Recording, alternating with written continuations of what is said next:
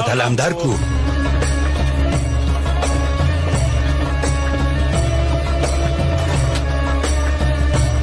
Assalomu alaykum.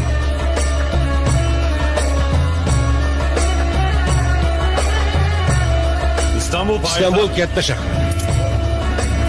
Yangi podshoh taxtga chiqdi.